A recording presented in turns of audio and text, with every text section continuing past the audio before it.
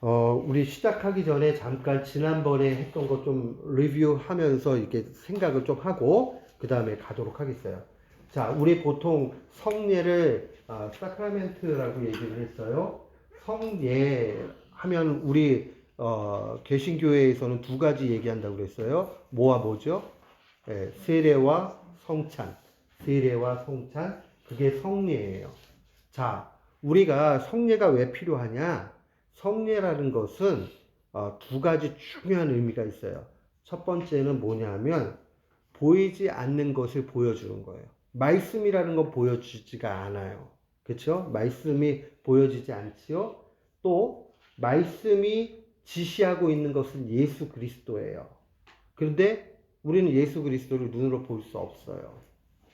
사크라멘트는 성례라는 것은 visible word, 눈에 보이는 말씀이 성례예요. 그래서 우리가 세례나 성찬에 임하게 되면 예수 그리스도, 말씀이신 예수 그리스도를 확연히 경험하게 된다 하는 게 굉장히 중요해요. 그래서 이 사크라멘트는 우리에게 신비적인 그러한 오묘한 것들을 가져다 준다 하는 것을 기억을 해야 됩니다. 그래서 우리가 봐야 되는 것은 언제나 이 성례라는 것은 표가 있고 사인, 표가 있고요. 예를 들면 쉽게 우리 성찬 하니까 성찬 합시다. 성찬에 사인은 뭐가 있어요? 그렇죠? 떡이 있고 포도주가 있죠. 그러면 떡과 포도주가 상징하고 있는 지시물이 있죠. 예. 그 지시물은 뭐예요? 예수 그리스도의 몸과 피. 그리고 사크라멘트 전체를 놓고 사크라멘트가 보여주는 건 뭐예요? 아까 얘기했죠. 예수 그리스도란 말이에요. 그 중심이. 보세요. 왜 제가 워드라고 해놓고 예수 그리스도라고 자꾸 얘기를 하느냐. 자, 우리 성경 읽다 보면 말씀이 육신이 되셨다 할 때 그 말씀 예수 그리스도를 가리키기 때문에 그래요. 이해하셨죠? 무슨 얘기인지? 그러니까 여기서 월드는 사람이 하는 말을 얘기하는 것이 아니라 예수 그리스도를 얘기해요. 그러니까 설교는 보이지 않는 말씀이에요. 그러니까 설교로 하면은 음성이 흩어지잖아요. 근데 예수 그리스도를 간접적으로 상상할 수는 있지만 직접 경험하고 그런 것들은 아니란 말이에요. 엄밀한 의미에서 얘기하면. 그러니까 invisible이죠. 근데 이거는 visible하게 예수 그리스도를 바라볼 수 있게 해준다. 그래서 표가 있고 지시물이 있다. 그러면 성찬하니까 성찬에서 떡은 그리스도의 몸을, 포도주는 그리스도의 피를. 그러면 이게 지시하고 있는 의미, 미닝은 뭐예요? 떡은 영의 양식이죠. 영의 양식. 영의 양식이면서 그의 몸을 먹음으로 우리의 영혼이 사는 거죠. 그 다음 피는요. 참된 음료, 영의 양식이면서 동시에 피가 우리에게 더 강력하게 알려주는 건 뭐예요? 죄를 치시는 거죠. 그래서 희한하게도 얘기할 때 이 성찬은 구약의 뭐와 관련이 된다고 얘기했어요? 세례가 할례와 관련이 되고 성찬은요?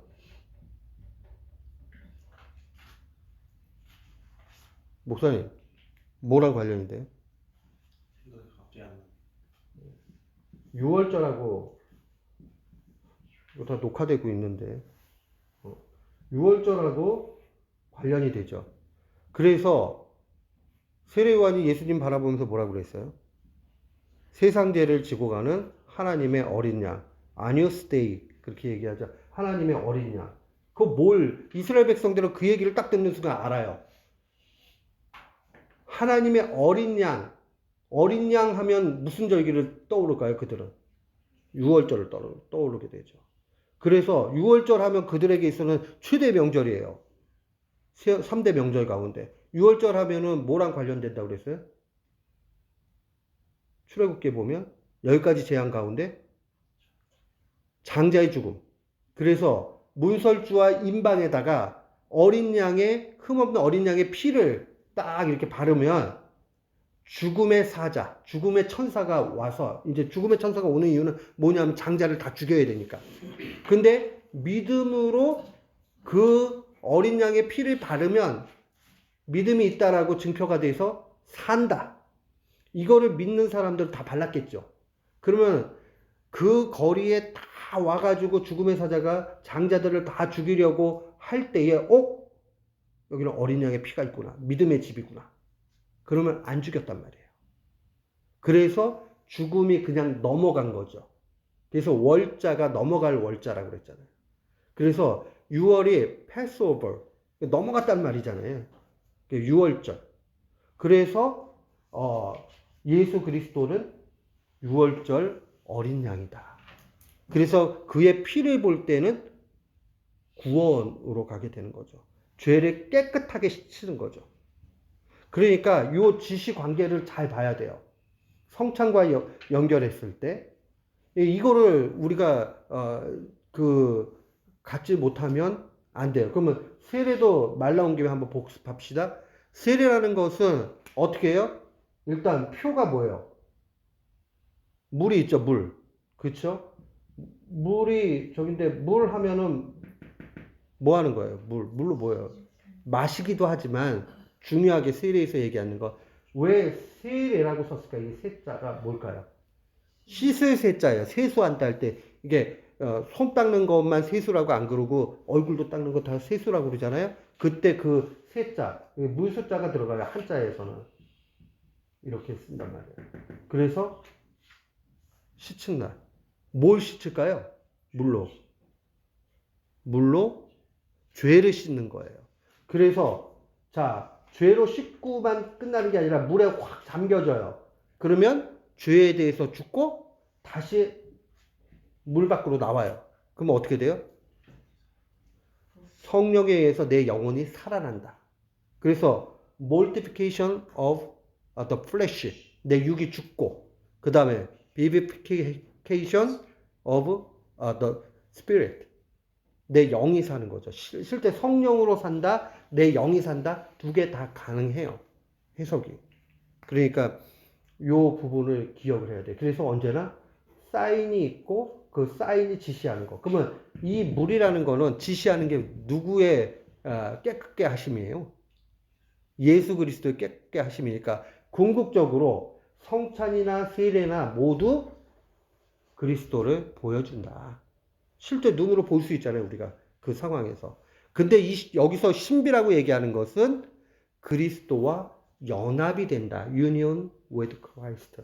그리스도와 연합되는 것이 신비로서 나타난다는 거죠. 이거 누가 만든 게 아니라 성경에 있는 내용들을 신학적으로 정리한 말이에요. 자, 여기까지 좀 이해하셨어요? 네, 자꾸 들으면 이해 가세요. 그리고 이해가 안 가면 기도하세요. 그럼 이해를 하나님이 해 주십니다. 할례라는 것은 무슨 얘기예요? 할례라는 거는 남자아이의 포피를 잘라낸다. 목숨을 걸고 하는 거라고 그랬죠. 그 증표는 뭘 얘기한다고 그랬어요? 언약 백성이다. 언약 백성. 할례에서. 이방인들은 할례 안 받잖아요. 물론 이방인들 가운데서 할례를 받고 이스라엘 안으로 들어오는 경우 있지만은 근본적으로 안 받는단 말이에요. 그러면 언약, 카버넌트가 뭐라고 그랬어요? 카버넌트가 목숨을 걸고 약속하는 거죠. 그러니까 하나님은 영생하시는 분이니까 목숨이 없으니까 그의 이름, 명예를 걸고 하시는 거죠. 그러면 언약의 내용이 뭐예요? 하나님은 우리의 하나님이 되시고 우리는 그의 백성이 된다. 그래서 컨트랙을 하는 거예요. 우리는 목숨을 담보로, 하나님은 명예를 담보로. 어기면은 명예가 실추되고 어기면은 목숨이 날아가는 거죠. 그러면서 의무 조항이 있죠. 하나님은 우리의 주인 되셔 우리를 사랑해 주시고 우리는 어떻게 해야 돼요? 하나님께 순종해야 되는 걸로 나타나는 거죠. 이게 이제 언약 백성이 어떻게 살아야 되느냐? 하는 게 이제 율법이죠. 율법. 이 법에 따라 살아가는 거예요. 근데 언약 백성이지만 율법대로 살 수 있어요? 안 된단 말이에요. 그러니까 여기서 지금 얘기하고 있는 건 뭐냐면 세례라는 것은 결국 이제 언약 백성 되었다 하는 것을 통해서 이스라엘 백성들이 새롭게 살아가는 것처럼 우리도 이제 교회의 일원이 돼서 신자가 되었다라고 하는 첫 시작이 되는 거죠. 그런데 우리가 이걸 온전히 지키지 못하니까 누가 대신 지켜주셨어요? 예수 그리스도. 그 사실을 믿는 믿음으로 구원받게 되는 거죠. 그러니까 행위가 필요 없다. 엄밀하게 얘기하면 행위가 필요 없어요. 그런데 언약을 받고 은혜를 받은 사람은 행동을 삼가면서 가게 된다. 절제하게 된다. 그거로 막 내세우고 뭐 할 수는 없어요. 우리는 또 행위적으로는 넘어지니까. 그러나 주님이 그 가운데 또 은혜를 주셨다. 근데 가만 생각해 보니까 내가 조금 지킨 거, 요 지킨 것도 알고 보니까 내가 지킨 게 아니라 하나님이 은혜 주셔서 되었다. 그러면 하나님 앞에 영광을 돌리는 거. 그게 신자의 삶이고 예배예요. 그렇게 살면서 우리는 하나님께 모든 공로를 돌리는 거죠. 그러면 주님은 우리에게 아이고 이거 봐라. 이 영광도 잘 돌리고 그러네. 그거 그냥 네가 한 걸로 여겨줄게 라고 하면서 상까지 주신다는 거예요. 상까지. 얼마나 좋으세요. 할 수 있는 힘도 주시고 하고 나니까 네가 한 걸로 여겨줄게 그러고 상까지 주시는 거예요. 마치 그런 거죠. 애기가 돈 벌 능력이 안 돼요. 근데 물건 딱 이렇게 했는데 엄마가 돈 주면서 야 너 이거 저기 네가 가지고 돈 내가지고 사라 그러면 돈 받아가지고 자기가 물건을 사요. 그리고 엄마가 있다가 그거 너 가져라 이렇게 얘기한단 말이에요. 그게 얼마나 감사한 일이에요. 그게 바로 은혜의 삶을 나타내는 거예요. 그래서 세례는 신앙의 첫 시작이고 그 다음에 이 신앙을 계속 점검해 가지고 가고 은혜를 계속 유지하는 또 일들이 성찬을 통해서 나타난다. 그래서 개인적으로 보면 세례는 일생에 단 한 번의 사건이지만 성찬은 계속적인 사건이다 라는 것을 기억을 하셔야 됩니다. 근데 이제 여기서 문제가 하나 생겨요. 제가 그냥 쉬운 얘기만 딱 예. 쉬운 얘기만 딱 하나 해드리면 제일 편한데 문제가 되는 게 뭐냐면 중세 로마 교회가 뭐가 문제인지를 우리가 알아야 되거든요. 이제 거기서 어디 편찮으세요? 그 괜찮으세요? 예, 예. 너무 힘들어 하시는 것 같아가지고. 예, 예. 어쩔 수 없이 성경적인 입장에서 우리가 성찬을 어떻게 바라봐야 된다 하는 것을 배워야 되고, 중세 로마 교회, 그 다음에 오늘날의 가톨릭 교회에도 여전히 똑같은 입장을 가지고 있는데 뭐가 문제인지를 알아야, 차이점을 알아야 설명을 할 수 있잖아요. 그래서 부득불 이제 그 내용을 좀 얘기하고자 합니다. 언제나 논쟁이 됐던 건 뭐냐면 이 지시물과 이 표와 지시물 간의 관계를 어떻게 보느냐 하는 게 이제 성찬의 핵심적인 논쟁이 됐어요. 그러니까 보세요. 지시물이 이렇게 있어가지고 그러는데 지시물이 아무것도 아니고 그 다음에 거기에 성령님도 임재하지 않고 거기에 예수 그리스도도 임재하지 않고 이렇게 돼버리면 어떻게 될까요? 그럼 그냥 사인이고 미신이 돼버리죠. 미신이. 보세요. 옛날에 그 박사과정 하고 있을 때 그 성례전 세미나가 있었어요. 뭐 성례전이라고도 성찬 저기 그 성례전 세미나 그렇게 해가지고 했었는데 그때 이제 됐던 얘기 중에 하나가 뭐냐면 똑같은 거예요. 사인하고 이 지시물 사이 관계를 얘기를 하면서 그러면 아무 일도 일어나지 않고 그냥 딱 보여지는 것만 한번 이렇게 한다. 그러면 이거를 갖다가 뭐라고 얘기를 해야 되냐. 자, 보세요. 한국에서 무속 일대 가운데서 지신밟기 뭐 이런 거 보셨어요? 들어보셨어요? 지신밟기? 예. 그 뭐냐면 1년에 이 병을 낫게 한다 그래가지고 뭐 이렇게 그 병을 낫는 그런 행사 같은 걸 뭐 이렇게 해요. 그 다음에 또 퍼포먼스를 여러 가지 뭐 하는 것들이 있어요. 그 다음에 땅 밟기 그래가지고 막 땅을 막 뺑뺑 돌아가지고 막 이런단 말이에요. 그런데 이제 조심하게 생각을 해야 되는 게 뭐냐면 그 효력이 있어요, 없어요? 아무 효력 없는 거예요. 그냥 하는 거예요. 그러면 그거는 신비가 아니라 그게 너무 강조가 돼버리면 미신이 되어버린다. 한국교회 한참 또 유행했던 게 뭐냐면 땅밟기 기도라는 거 있었어요. 땅밟기. 교회 건축을 해야 되는데 목사님이 저 땅이면 좋겠다. 그래가지고는 거기를 갖다 막 빽빽빽빽 돈대요. 그 열심히 돌다가 그 다음에 저 땅을 얻었다. 뭐 그런 목사님이 몇 분 계셨겠죠. 그 얘기 들으니까 그냥 벌떼같이 나도 찍어가지고 돌아야 되겠다. 그래가지고는 하나님의 뜻이 있으면 되겠지만 그거 자체는 성경적이다. 볼 수가 없단 말이에요. 그랬더니 여리고 대작정 뭐 이래가지고 여리고 수목계 잘하는 거예요. 뭐 이렇게 뺑뺑 돌면서 하고 그 다음에 뭐 홍해 건너기 기도 대작전 하여튼 작전도 많아 거기는. 근데 그런 모든 것들이 이제 성도들을 이렇게 신앙적으로 잘 이렇게 그 신앙 좋게 하고 열심히 기도하기 위해서 하는 건 좋아요.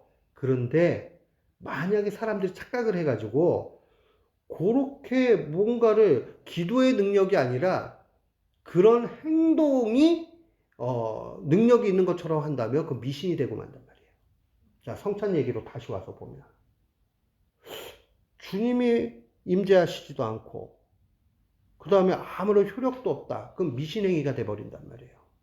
그러니까 이거에 대해서 어떻게 봐야 되느냐. 그런데 중요한 거는 아까 신비라고 얘기했죠. 신비.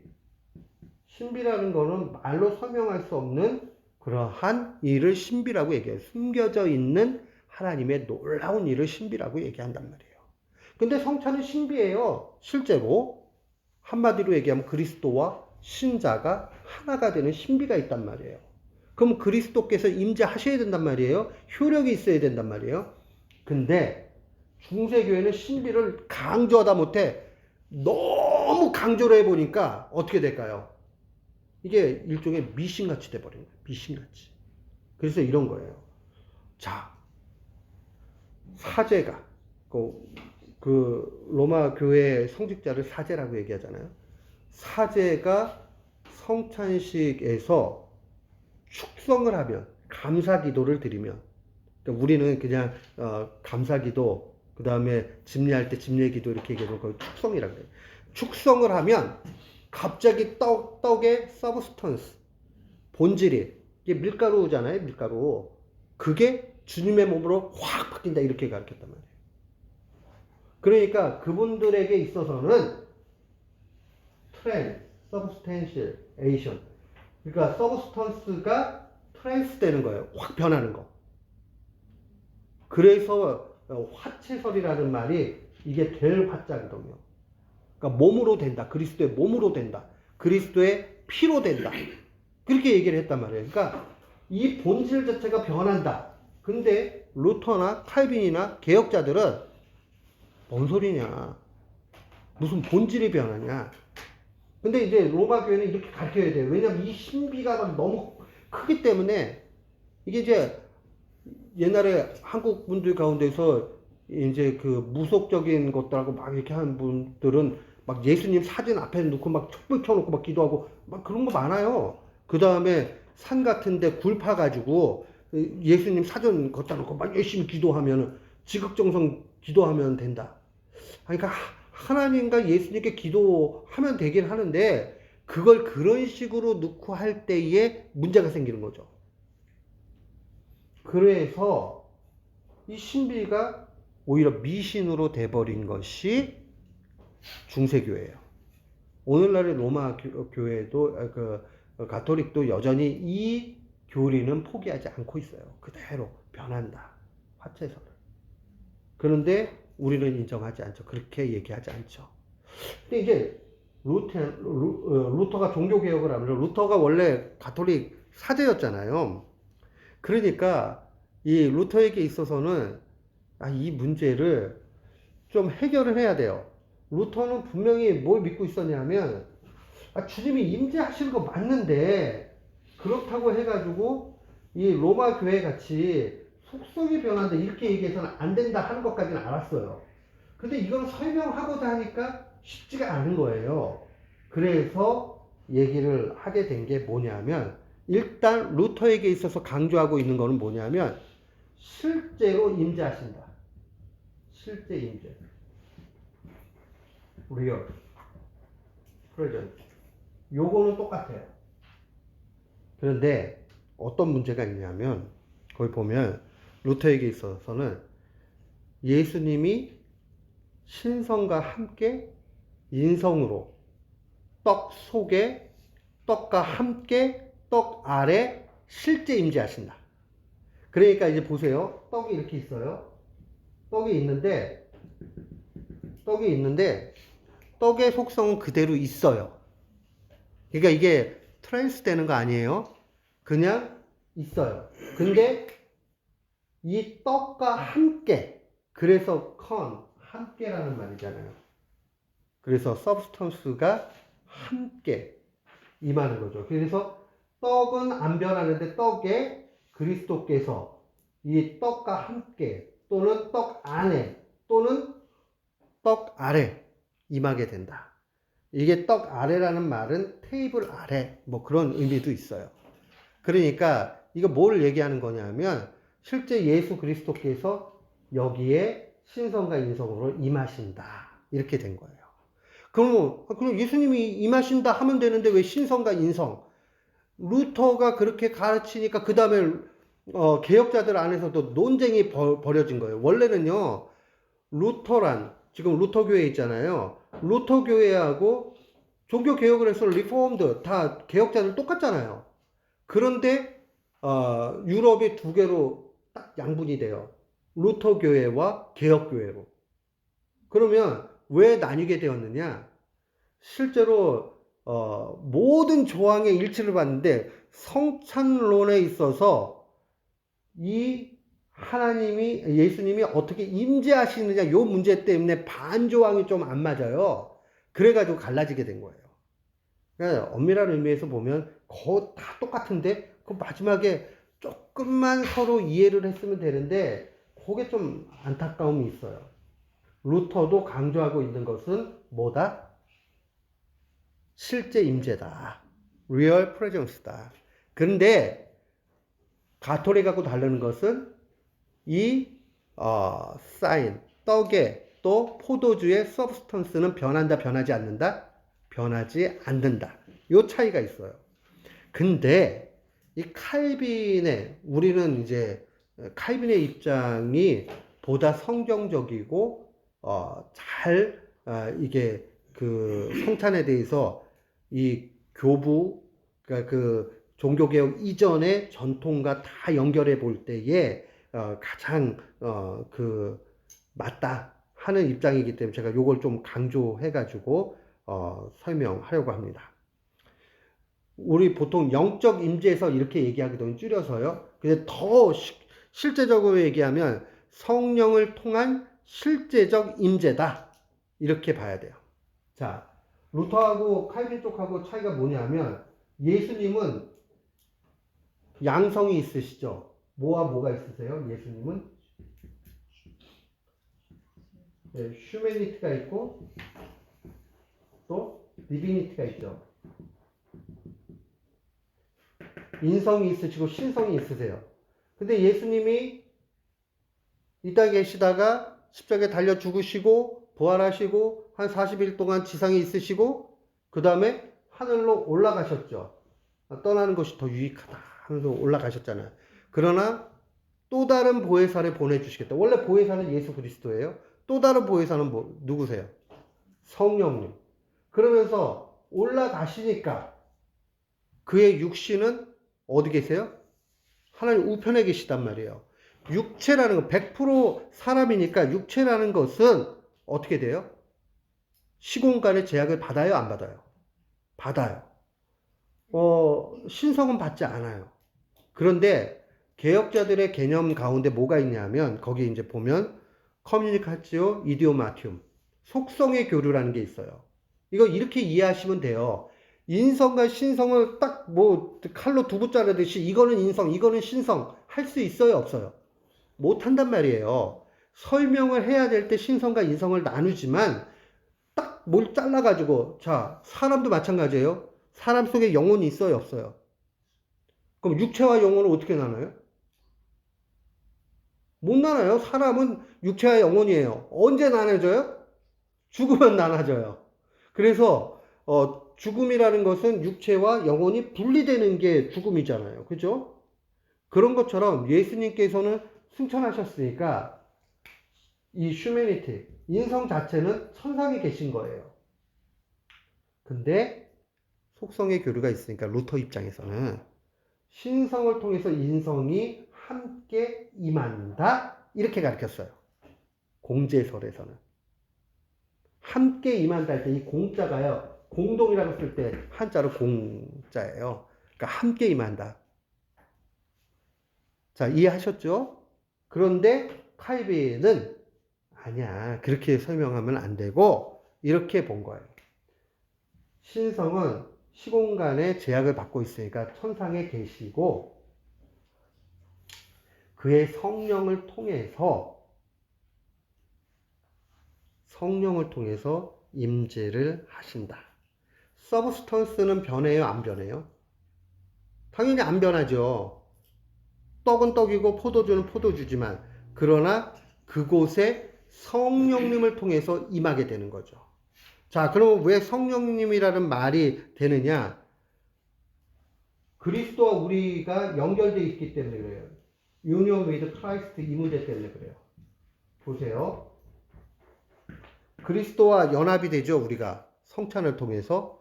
그러면 어떻게 연합이 돼요? 성령님을 통해서. 그래서 칼빈은 성령님은 그리스도와 우리를 연결하는 밴드라고 얘기하는 거야. 띠라고 얘기하는 거란 말이에요. 그래서 자, 성령님 어디 계세요? 아니 계신 곳이 없는데 특별히 우리와 관련해서 어디 계신다고 그랬어요? 내 마음에 계시다. 너 in you, 너희 안에 있다. 때로는 among you. among은 언제 쓰는 거예요? 최소한 2명 이상 있어야 되죠. 그러니까 무리들 안에 있을 때 among you, 너희들 안에 또는 in you, 네 안에 성령님이 계신 거예요.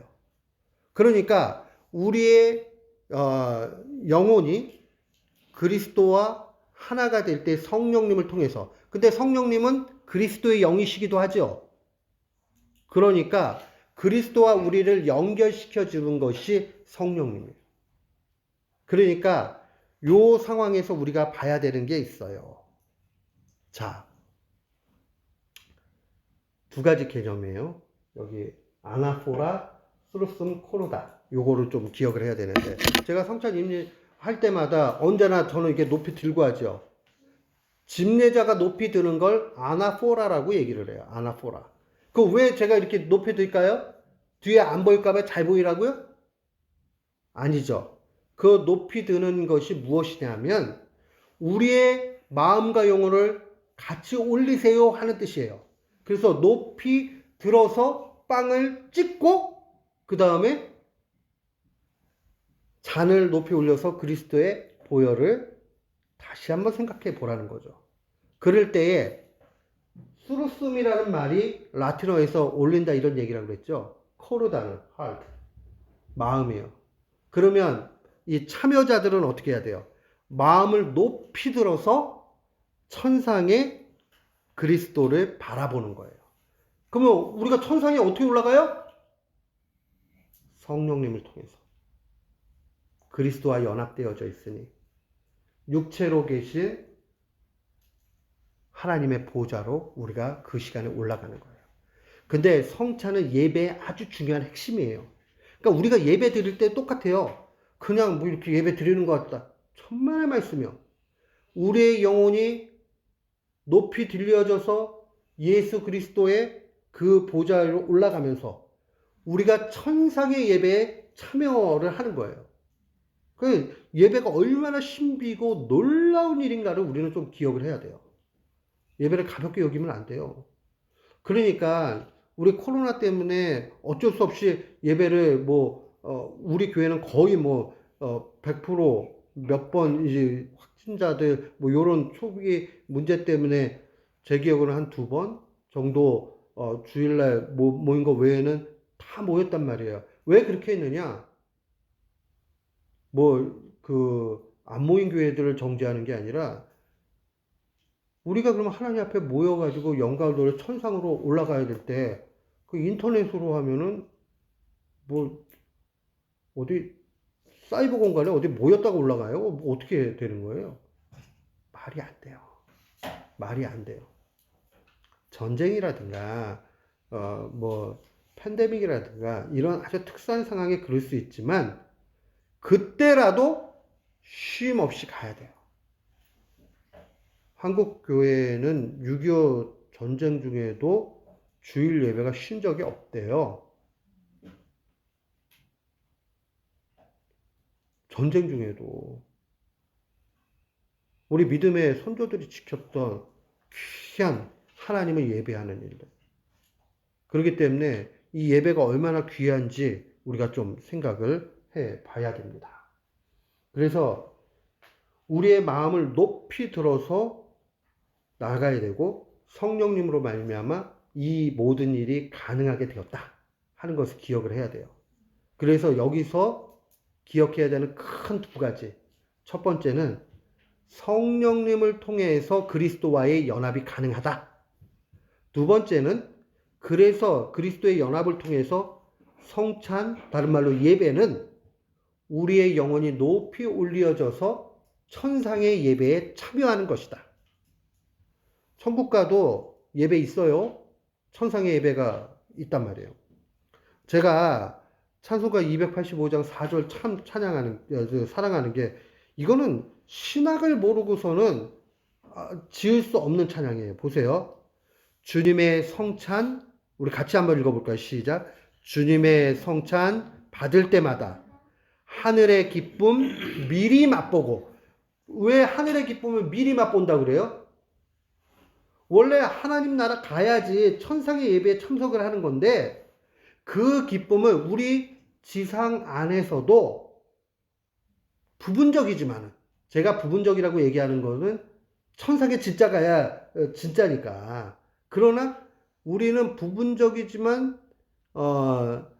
우리가 살아있는 동안의 시공간에 제약이 있다는 것 뿐이지 그 권위와 영광스러움은 동일하다고 볼 수 있어요. 그러니까 그 예배를 통한 기쁨을 미리 맛보는 거죠. 죽어야 맛보는 일들을 미리 맛보는 거죠. 그죠? 그 다음에 같이 읽어봅시다. 시작. 어린 양 잔치 참여함 같이 영원한 축복 내가 누리리. 영원한 잔치, 그 어린 양 잔치, 어린 양의 잔치라는 거 예수 그리스도께서 여신 그러한 잔치를 얘기하는 거예요. 그러니까 천상교회의 그 모든 잔치에 우리가 참석을 하면서 그 영원한 축복을 이 땅 가운데서 누리면서 살아가는 거예요. 그러니까 예배보다 더 값진 일이 없어요. 우리가 살아가는 데 있어서. 그래서 예배는 목숨 걸고 드려야 된다. 꼭 기억을 하셨으면 좋겠습니다. 거기 오타가 났는데 개혁자 가운데서 쯔빙글리가 있어요. 실제 루터하고 말스부르크 회담에서 반조항 이게 차이가 난 게 이 쯔빙글리예요. 이 쯔빙글리가 성격이 아주 불같고요. 좀 지도자치고는 별로예요. 그런데 인격은 그런데 이 사람이 아주 대쪽같이 자기 입장이 확실한데 그래서 실제 전쟁에도 나가요. 이 사람이 그 유럽의 이제 종교 개혁 시대에 있던 전쟁에도 참전도 하고. 근데 좀 아마 그 아주 젊어서 이 교회 지도자가 되기 전에 조금 생활이 문란하고 좋지 않았나 봐요. 그래서 비판도 받고 그러긴 했지만 어쨌든 새로운 사람이 되어가지고 이 사람은 어떤 입장을 가지고 있었냐면 지식물 자체는 지금 이런 걸로 논할 수 있는 게 아니라 성경 말씀에 보니까 기념하라 라고 했으니까 그냥 기념하면 된다. 딱 이렇게만 얘기를 했다고요. 그러면서 이 사람이 얘기하는 것은 성찬이 지나치게 우상시되는 거. 그러니까 로마 교회가 미신되면서 우상시돼 버렸거든요. 그러니까 사탄이 얼마나 못됐냐면 하나님의 거룩한 것도 나쁘게 만든단 말이에요. 성찬을 우상으로 만들어 버린다고. 그러니까 이 사람은 아주 극단적으로 그렇게 가면 안 된다 이런 입장이었고, 루터 입장에서는 아니 그러면 그리스도께서 임재하셔야 되는데 그렇게만 얘기하면 이게 뭔 의미가 있냐 이렇게 된 거죠. 근데 이게 서로 간에 그 좀 대화를 깊이 신학적으로 했다면 좋은데 나중에는 이 두 사람 대판 싸웠는데 너와 나는 영이 다르다 뭐 이 말은 성령님이 하나인데 네가 믿는 하나님은 내가 믿는 하나님이랑 달라 뭐 이런 식으로 아주 극단적인 말을 해가지고 그 역사적으로 확 갈라지게 되는 거예요. 좀 안타깝긴 한데 우리가 각각 역사에서 좀 배워야 될 건 뭐냐면 루터는 비록 카톨릭 사제에서 개혁자로 이렇게 넘어왔지만은 그리스도께서 실제로 임재하신다는 것을 확고하게 세웠다. 대신 미신으로 빠지지 않도록 굉장히 이제 그걸 조심하고 있다. 쯔빙글리는 미신으로 빠지고 우상화될까봐 그것을 아주 확고하게 입장을 세웠다. 근데 이런 모든 것을 잘 다 조합을 해가지고 예배의 아름다운 그 모습을 알려주고 있는 것이 바로 칼빈의 입장이다. 이렇게 좀 보시면 좋을 것 같아요. 그러면 장단점들을 좀 볼 수 있죠. 자, 그래서 결론을 좀 한번 보겠습니다. 떡과 포도주의 속성, 본질 자체는 그대로예요. 이거 변하지 않습니다. 그러나 그리스도께서 실제로 임하십니다. 떡은 그리스도의 몸을 상징하고 신자에게 영의 양식이고 포도주는 그리스도의 피 또 새 언약이라고 얘기하는 거예요. 그래서 상징하며 신자를 깨끗게 하는 참된 음료입니다. 자, 이해하셨죠? 이제 중세 교회에 있어서 가장 큰 또 문제 중에 하나가 뭐냐면 메스, 미사라고 얘기하죠. 우리 실제 미사라고도 쓰고요. 영어 쪽에서 메스로 쓰죠. 그래서 크리스마스가 원래 크라이스트, 그 다음 메스, 그래서 크리스마스. 그러니까 얘네대로 얘기하면은 예수님의 탄생, 그리스도의 탄생을 축하하는 미사다. 그게 크리스마스예요. 근데 이제 우리는 성탄절로 이제 바꿔서 얘기를 하죠. 왜 제일 문제냐? 이 개혁자들이 가장 문제가 되는 게 메스라고 얘기했어요. 왜 그랬느냐? 그들은 언제나 재현하는 거. 거기 representation 다시 앞에서 재현해야 되는 거예요. 그러니까 이제 재현이라는 말 자체가 뭐냐면요. 주님께서 본 방송을 하신 걸 갖다가 지금 사제들이 미사를 할 때마다 재현을 해야 되는 거예요. 그러니까 녹화 방송 같이 그 앞에서, 그러니까 녹화 방송은 그래도 예수님 직접 하시니까 좀 난데 녹화 방송도 좀 그렇다. 이게 뭐냐면 흉내내기. 그래서 그리스도께서 하신 거를 그대로 보여줘야 된다 하는 게 그들의 메시지의 중요한 입장이에요. 그러니까 화채설도 뭐가 문제냐? 이 본질 자체가 바뀐다 하는 거 앞서서 그 앞에 재현하는 게 계속 되는 거죠. 그러다 보니까 예수 그리스도께서 십자가에 달려 죽으신 것은 그 자체로 완벽하신, 그죠? 완벽한 단회적인 사건이에요. 그러니까 재현이 필요가 없는 거예요. 우리는 그래서 예배할 때에 목사들이 말씀을 선포하지 뭐 예수님이 뭐 하신 걸 갖다 재현하진 않잖아요. 성찬할 때도 그리스도의 몸에 찢겨짐을 보여주기 위해서 하는 거지 그의 찢기심이 지금 이 순간에 다시 재현돼야 된다. 그거 아니란 말이에요. 근데 이 로마 교회는 재현이라는 게 문제다 하는 것을 기억해야 됩니다. 그러면 우리가 아까 전에 성찬의 그 의미에 있어서 그리스도와의 연합이 중요하다고 그랬는데 그리스도와 연합되면 뭐가 좋아요? 두 가지를 기억하셔야 돼요. 성찬식 할 때마다. 첫 번째는 그리스도와 연합이 되는데 그것은 우리의 머리가 누구예요? 예수 그리스도죠. 교회의 머리가 예수 그리스도죠. 예수 그리스도가 우리는 지체예요. 그러니까 머리에 붙어 있죠. 그러니까 그리스도와 하나가 되었다라는 것을 감사하고 하나가 되면 그 다음에 뭐가 되냐? 그리스도와 그의 모든 유익이 나의 것이 됩니다. 이거 옛날에 했어요. 했는데 좀 잘 기억을 하셔야 돼요.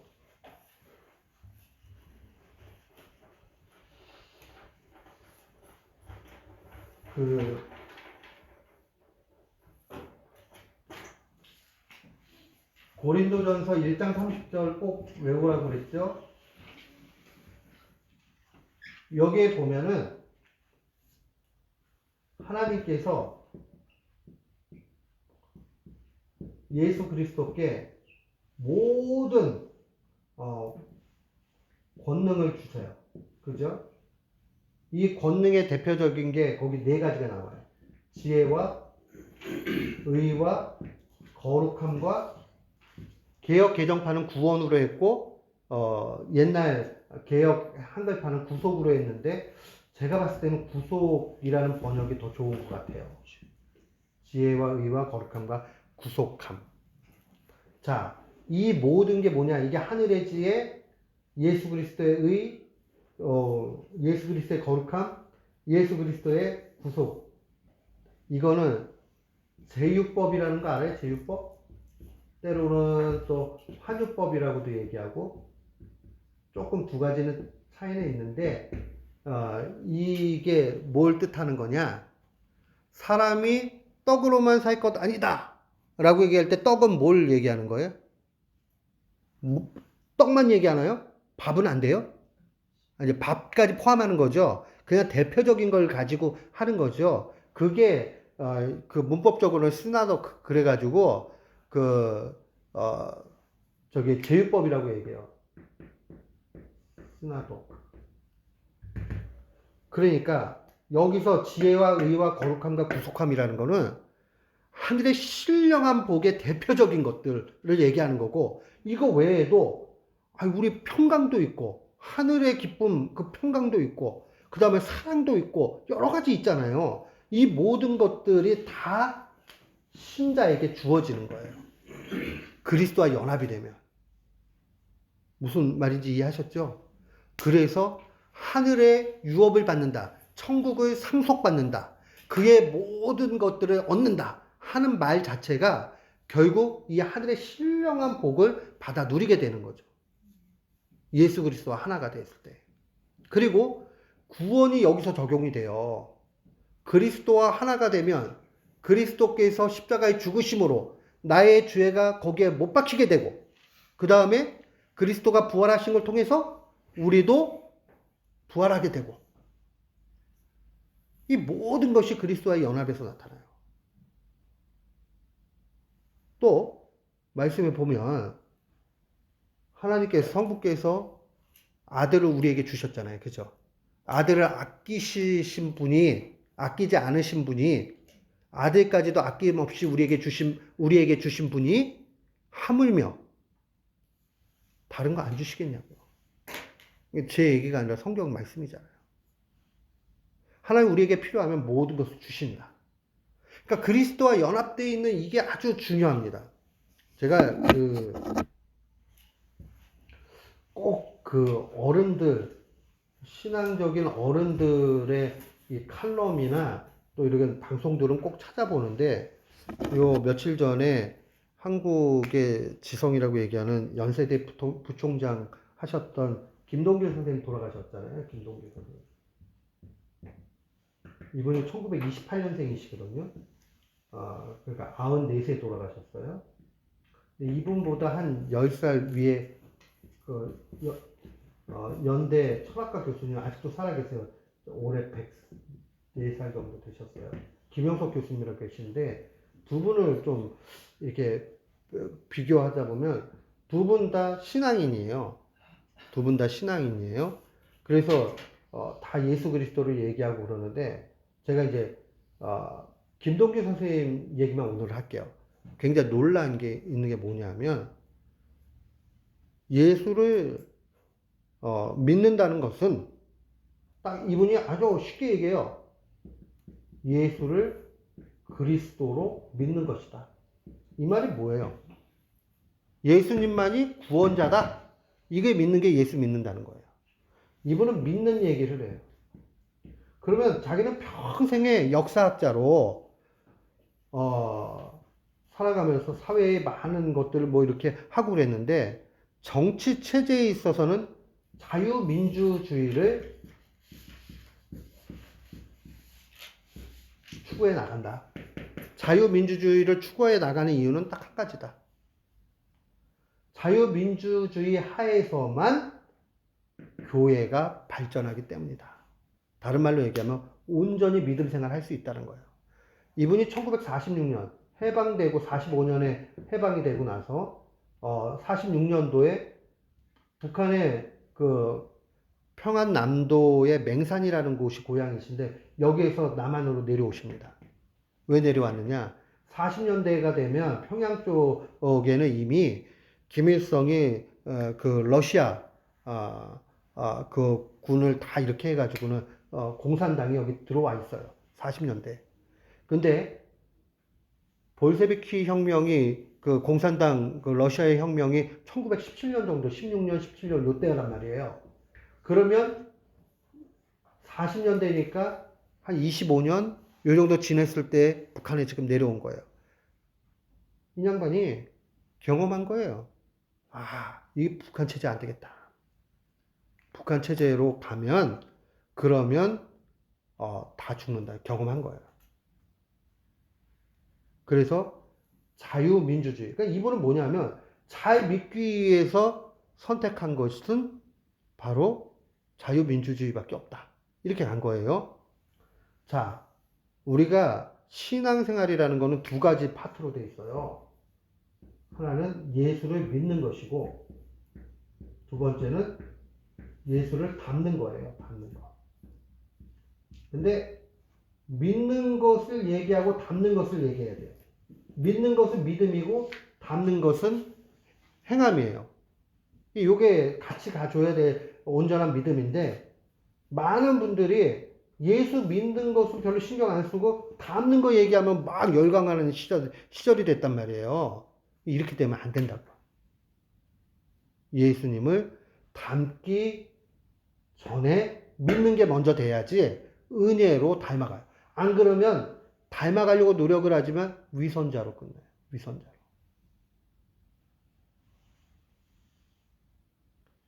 이분이 재밌는 이게 말을 굉장히 잘하시잖아요. 재밌는 말씀 중에 하나가 거짓말에 대해서 쭉 얘기를 하면서 그 하나 그런 얘기를 하시더라고요. 그 세상에 제일 그 웃기는 거짓말 중에 하나가 난 태어나서 한 번도 거짓말 해본 적 없다. 하는 게 이제 진짜 큰 거짓말인데 뻔한 거짓말인데 자기는 이거보다 더 웃기는 거짓말 얘기를 들어봤다는 거예요. 그 뭔가 이렇게 보니까 그 사람이 교회에 다니는 것 같더래요. 그러더니 이 김덕희 선생님 앞에서 그랬대요. 아니 내가 기도하는 입으로 거짓말 하겠습니까? 그렇게 얘기하더래요. 잘 생각해 보세요. 기도하는 입으로 거짓말 하겠습니까? 왜 김동기 선생님이 비판을 하느냐? 그 사람 지금 사기치고 있고 거짓말하고 있는 거 알고 있는 거예요. 근데 아주 태연하게 기도하는 입으로 거짓말 하겠습니까? 이렇게 얘기한다고요. 그러면 거짓말 하는 거예요. 그러니까 닮는 거 이거 중요한데 기본적으로 믿는 거 없이 닮는 거는 위선자로 끝나버린다고요.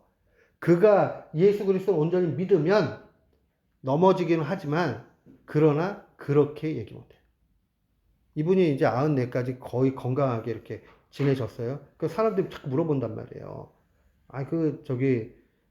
건강의 비결이 뭡니까? 그러면 이분이 얘기하는 게 자기가 건강하다 이렇게 얘기하는 거는 교만이라는 표현을 안 쓰지만 그게 바람직하지 않다는 거예요. 그런 사람들이 꼭 며칠 지나고 나면은 하나님 나라 가 있대요. 그러면서 하는 얘기가 그래도 제 나이에 비해서는 제가 그래도 건강합니다. 그렇지만은 뭐 그거 그만 저만 합니다. 굉장히 겸양으로 겸손하게 이렇게 이야기를 한단 말이에요. 그런데 그나마 이분이 얘기할 수 있는 거는 엄마가 배움도 적으시고 그런 분이었지만은 언제나 기도하시는 분이었대요. 찬송하고. 그리고 그렇게 사니까 걱정이 없더래요.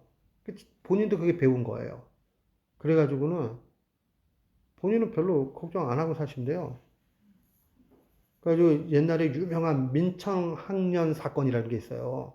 그게 이제 박정희 대통령 시절에 유신 반대하고 막 이렇게 하면은 다 잡아들일 텐데 그때 15년을 언도받은 거예요. 15년을. 징역 15년.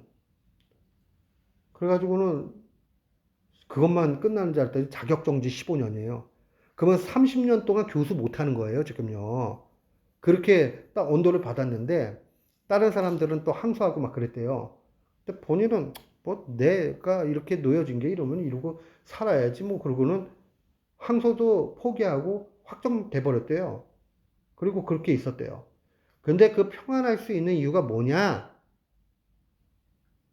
한 가지예요. 주님 신뢰하고 주님 믿으니까 뭐 나 그렇게 저게 놓여진 거면 어쩔 수 없다. 믿음이 크니까 자연스럽게 주님이 은혜까지 주시는데 1년 정도 지나고 나니까 다 사면시켜줬대요. 박정희 대통령이. 다 사면시켜주는데 그 항소한 사람은 절차가 복잡해가지고 하루 늦게 자기보다 하루 늦게 나왔대요. 재밌는 얘기죠. 중요한 건 뭐냐면 지금 제가 하고 싶은 얘기는 예수님을 잘 믿으면 예수 그리스도와 연합이 되는 것이고 예수 그리스도와 연합되었다라는 것은 예수 그리스도와 그가 가진 모든 신령한 복을 내가 다 유익으로 받아 누리는 거다 하는 걸 기억을 하셔야 돼요. 놀라운 일이에요. 이거 값으로 환산할 수 없어요. 그러니까 마음에 근심하고 걱정하고 막 이런 거 있잖아요. 이것도 인간적으로는 이해가 가지만은 믿음의 온전함이 필요하다 하는 거 기억을 하셨으면 좋겠습니다. 그러면 바른 그 성찬이 뭐냐 하는 걸 좀 기억을 하셔야 돼요. 자, 고린도전서 11장 28절로 29절 말씀 한번 같이 읽어봅시다. 시작. 사람의 정죄를 살피고 그 후에 이 떡을 먹고 이 잔을 마실지니 주의 몸을 분별하지 못하고 먹고 마시는 자는 자기의 죄를 먹고 마시는 것이라. 아멘. 자, 아까 성찬의 의미 두 번째 거 제가 안 했네요.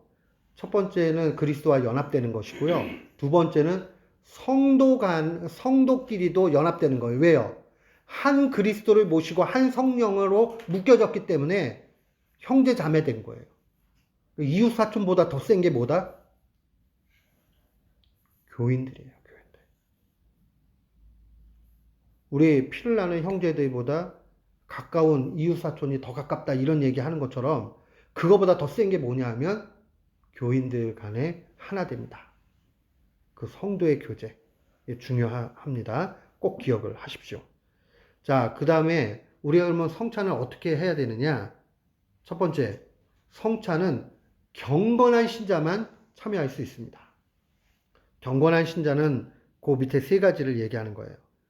자기의 죄를 시인하고 그 죄를 미워하면서 후회하는 사람을 얘기합니다. 그리고 그럼에도 불구하고 이 죄가 그리스도의 공로로 말미암아 반드시 용서받는다 하고 믿어야 되고 그 다음에 나는 믿음이 더 강해지고 거룩한 삶을 살기를 갈망하는 사람 그 사람이 경건한 신자다 이렇게 볼 수 있고 이런 사람이 성찬에 참여할 수 있는 거예요. 이해하셨죠? 자, 그러면 이제 이럴 수 있어요. 자기 믿음을 스스로 고백할 수 없는 유아는 성찬에 참여할 수 있어요? 못해요.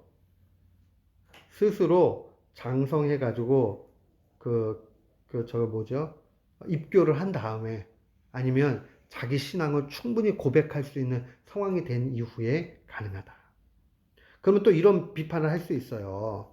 본성적으로 죄인이기 때문에 우리는 성찬 참여 못하지 않느냐. 그 말은 맞아요. 그러나 중요한 것은 그리스도의 은혜로 자격이 주어지는 거죠. 그 은혜로 자격을 지어지는 게 뭐냐면 믿음이라는 거고 그 믿음은 뭐냐면 주님의 공로로 다 깨끗해진다. 요거 한 가지예요. 요거 한 가지. 그래서 그리스도의 죄사 그걸 확실하게 믿는 것이 필요합니다. 자, 그 다음에 이제 우리 복음서에 보면 이것을 받아 먹으라 하는 그 본문이 나온단 말이에요. 여기서 이제 뜻하는 것이 뭐냐? 그리스도를 먹는다. 이게 초대교회에 진짜로 그런 게 있어요. 뭐냐면 저들이 그리스도의 몸과 피를 마신다고 아주 그 성찬의 신비로운 그런 의식을 한다고 그러는데 그들이 살육해가지고 잡아먹는다, 아이들을 잡아먹는다 이런 소문들도 있고 로마 박해 시절의 얘기예요. 그때에 그런 뜻이 아니라 먹는다는 것은 참여한다라는 뜻이에요. 참여한다는 뜻. 그래서 거기 보면 그리스도의 공로와 속죄의 효력에 내가 참여해서 그의 모든 유익을 받는 것을 얘기하는 거예요. 먹는다는 말은. 근데 실제로 우리 먹잖아요. 그러면 그리스도의 몸과 피의 서브스턴스가 바뀌는 건 아니죠. 임하는 거죠. 그런 거니까 우리가 먹는다라고 표현을 하지만 그거는 그리스도의 몸과 피를 먹는다. 실제적으로. 그거는 누가 그렇게 되겠어요? 그렇죠. 중세 로마 교회가 그렇게 되겠죠. 로마 카톨릭이 그렇게 된다는 얘기예요. 거기 보면 그의 몸은 영생을 얻게 하는 떡이고 그의 피는 죄인을 정결케 만드는 음료다라고 기억을 하시면 되고 성찬은 교회에게 주어졌고 교회는 정당하게 베풀기 위해서 다음 상황들을 좀 생각을 해야 돼요. 첫 번째는 교회 아닌 곳에서 성찬은 이루어질 수 없어요. 집례자는 경건한 신자에게만 베풀어야 됩니다.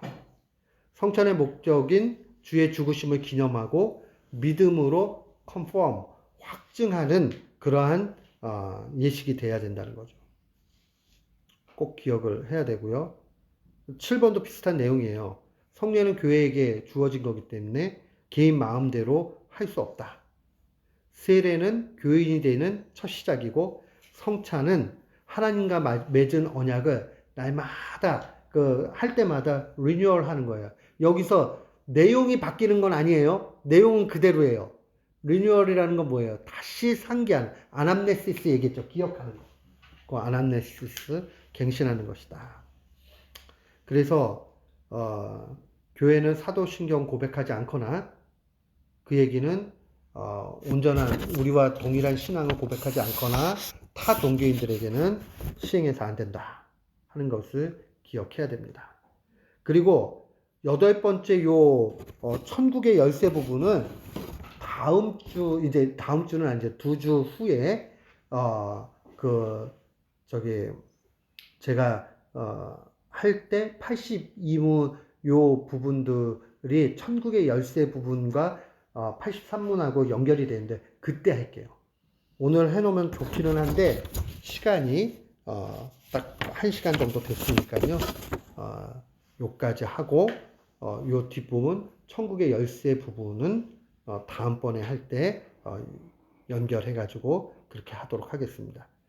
그래서 이 집에 가서 마태복음 16장 베드로의 고백 있죠. 가이사랴 빌립보에서의 그 부분을 좀 열심히 읽고 묵상하고 그렇게 오시면 좋을 것 같습니다.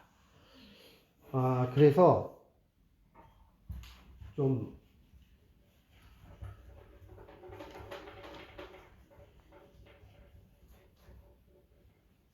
이 예배와 관련해 가지고 성찬과 세례 이 부분이 제일 중요해서 지금 언제나 강조를 해가지고 아까 이야기를 했고요. 그 다음에 하나님께서 교회를 왜 그렇게 중요하게 여기느냐. 교회로 나중에 좀 더 하긴 하겠지만 제가 설교 때 많이 다룰 거예요. 주일 설교 때 이제 근데 이 교회가 뭐냐 할 때에 하나님께서 우리의 신앙을 바로 세워주기 위해서 외적인 장치를 만드셨어요. 그 외적인 장치가 교회예요. 그리고 교회에는 목사와 교사를 두었다. 패스터, 닥터. 패스터는 주로 설교하는 직분이고요. 닥터는 가르치는 직분이에요. 말씀을 설교하고 말씀을 가르치고 교리를 가르치겠죠. 그래서 이 일들을 통해서 성장합니다. 신앙은. 그래서 제가 다른 프로그램을 우리 교회에서 여러 가지 할 수도 있지만 언제나 중요하게 여기는 거는 여기에 딱 맞추는 거예요. 예배가 하나님을 높일 수 있는 가장 준비된 예배.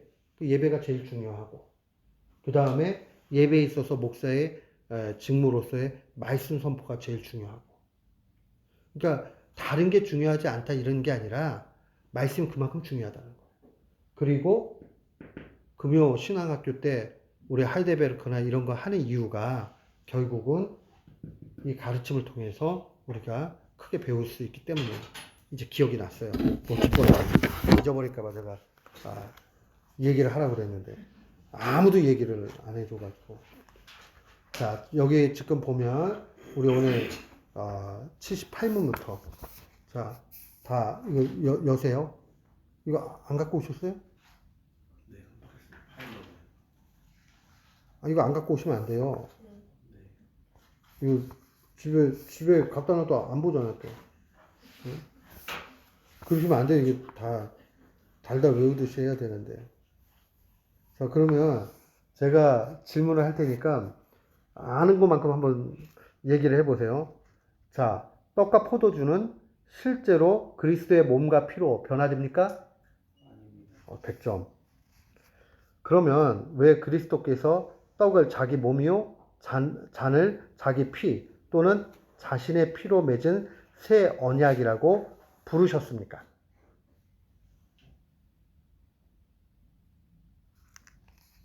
옛 언약은 뭐예요? 옛 언약. 오, 이거. 자, 이 얘기를 안 했으면 좀 해드려야 되겠다. 옛 언약이 있고 새 언약이 있죠. 옛 언약을 한마디로 얘기하면 율법이에요, 율법. 새 언약은 뭘까요? 복음. 자, 옛 언약은 율법의 조항을 지켜가지고 의로움을 얻는 거예요. 복음은 이게 옛 언약 율법을 지킬 수 없으니까 예수 그리스도께서 다 지켜주셨어요. 또 예수 그리스도께서 십자가에 달려 죽으셨어요. 부활하셨어요. 승천하셨어요. 예수님이 나의 구세주라는 것을 믿는 믿음, 그 복음을 믿는다라고 얘기해요. 그 믿음으로 구원받는다라고 얘기해요. 그러니까 행위에 있지 않고 율법에 있지 않고 믿음에 있다. 이게 새 언약이에요. 그러면 자 여기 질문 보면 왜 그리스도께서 떡을 자기 몸이고 잔을 자기 피 또는 자신의 피로 맺은 새 언약이라고 부르셨습니까? 떡과 포도주가 우리의 육신을 유익하게 에너지를 주지요. 그런 것처럼 우리의 영혼은 그리스도의 몸과 피를 먹는 걸 통해서 다른 말로 얘기하면 그리스도와 연합되는 걸 통해서 또 성장하게 된다. 그렇기 때문에 그 얘기를 한 거죠. 그리고 그의 피를 통해서 내가 깨끗해지고 그의 몸을 통해서 건강해지고 하는 그 내용들을 담고 있는 거예요. 이해하셨습니까? 예. 그리고 사도 바울이 만찬을, 이게 성찬을 얘기하는 거예요. 그리스도의 몸과 피에 참여하는 것이라고 말하는 이유는 무엇입니까? 왜 그러죠?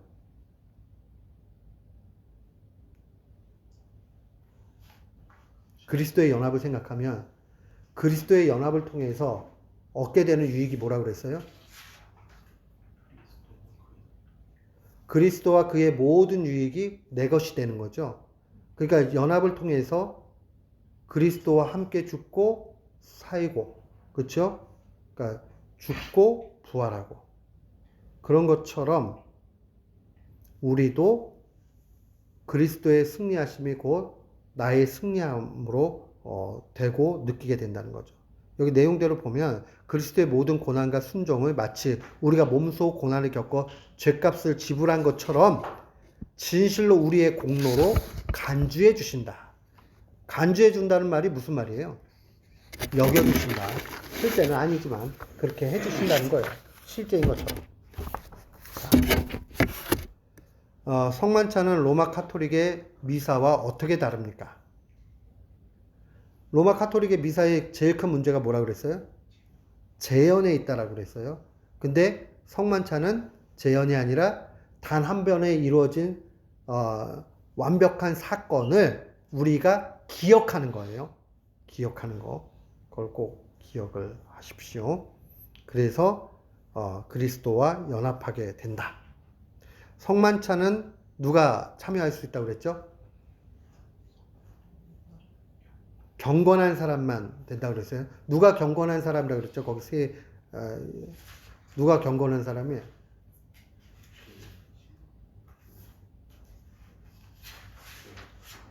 자, 누가 경건한 사람이에요?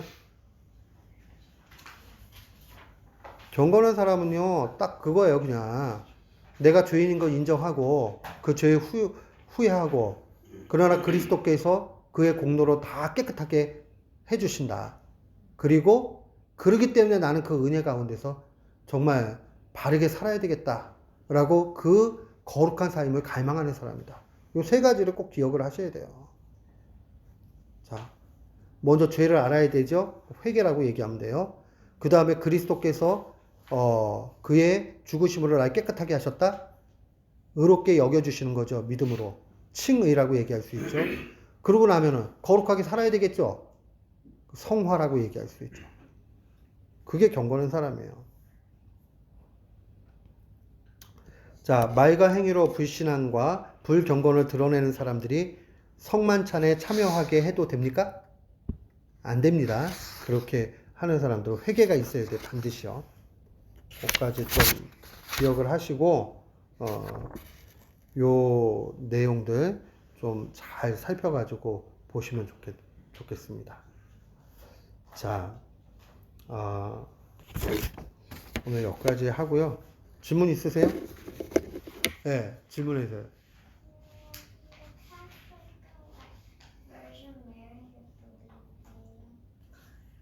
가톨릭도 버진 메리를 빌리브 하냐고요?